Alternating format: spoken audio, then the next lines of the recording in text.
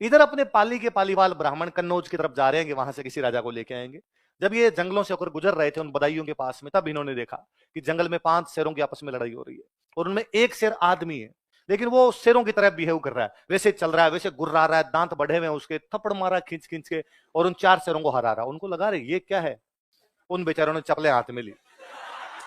उन्हें लगा भाई अपनी तरफ आ गया तो अपने को खाएगा यार। वो भाग के सेतराम जी के पास गए। सेतराम बदायूं के राजा कौन थे, सेतराम जी। सेतराम जी को जाकर, सेतराम जी आपके जंगलों में भयंकर कोतक है, क्या देखा ऐसा आपने। अरे एक मनुष्य जो शेरों की तरह रहता है। सेतराम जी ने कहा मैं मिला तुम्हें मूर्ख बनाने के लिए, और ऐसे कैसे हो सकता है, साहब हमने हमारी आंखों से देखा है और आप पता लगाओ। सेतराम जी दरबार में बताया यार ऐसे ऐसे बात है, एक मनुष्य शेरों के साथ में कैसे हो सकता है। वो जल्लाद वहीं बैठे थे, वो जल्लाद खड़े हुए, जल्लाद ने कहा साहब यदि माफ करो तो हम एक बात बता सकते हैं। राजा ने कहा 7 खून माफ है, यदि 7 मर्डर भी करके है तो मैं तुम्हें कोई भी सजा दूंगा, बात बताओ तुम क्या है। उनका सर वो जो आपका एक बेटा था ना। राजा ने कहा कौन सा, राजा खूब सारे थे, राजा भूल गए। राजा राजा ने कहा कौन सा, वो सर 51 जो था आपका, जो आपने कहा था ना जंगल में मार के होगा। हाँ सर हम उसको मार के नहीं थे, तो हम उसको गुफा में फेंके, इधर हो ना हो सर ये काबर वो है। तो राजा ने कहा पर यार ये तो बहुत गलत ग्रह नक्षत्र में पैदा हुआ था, और पंडित जी ने कहा था कि इसका मुंह तो बाप देख लेगा तो बाप मर जाएगा। वो दाई आई, दाई को जब ये बात पता चली, दाई ने कहा साहब नक्षत्र सही रहे होंगे, 20 मिनट बाद में लाइन खींची है, अपना था तो लाओ साहब का, जानवरों के साथ नंगा पंगा घूम रहा होगा वहां पे।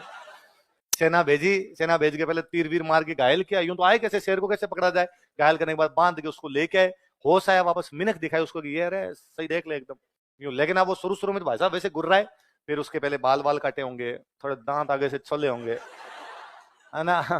फिर उसको रोस्टेड खिलाया थोड़ा, क्या कच्चा कच्चा खाता रहता, रोस्टेड खा के देख थोड़ा ठीक है। अनुकूलन का सिद्धांत है, आप जैसे वातावरण में रहते हो वैसा हो जाते हो। कहते हो अब वो मनुष्यों के बीच में रहा तो कैसा हो गया। पालीवाल ब्राह्मण कलकत्ता साइड में बिजनेस करने के लिए, बंगाल साइड में बिजनेस करने के लिए गए।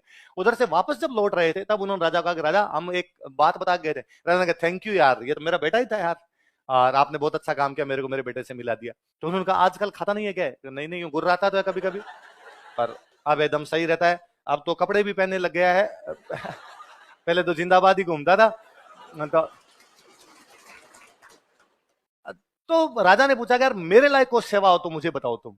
तो उन्होंने कहा कि सर हम तो आपके पास काम के लिए आ रहे थे, पर रास्ते में कांड हो गया, फिर आगे जाना था, ये रह गई बात। क्या काम, कि सर हमारे पाली में कभी तुम्हारे राष्ट्रकूटी बैठ के हमारी रक्षा किया करते थे, अब हमारी रक्षा करने वाला कोई नहीं, आए दिन लूट मार होती है, बिजनेस क्लास के लोग हैं, हम खुद बंदूकें उठा नहीं सकते, खुद तलवार उठा नहीं सकते, खुद हथियार नहीं उठाएंगे, तो रक्षा करने के लिए कोई तो चाहिए, इसलिए यदि कोई राजकुमार आप दे दो तो वो चल के हमारी वहां पर रक्षा कर देगा, और हम जो उसको क्या दे देंगे, टैक्स। राजा ने कहा खूब सारे बेटे हैं मेरे, किसी को ले जाओ, उनका किसी को नहीं। ये जो सिंहों के साथ रहा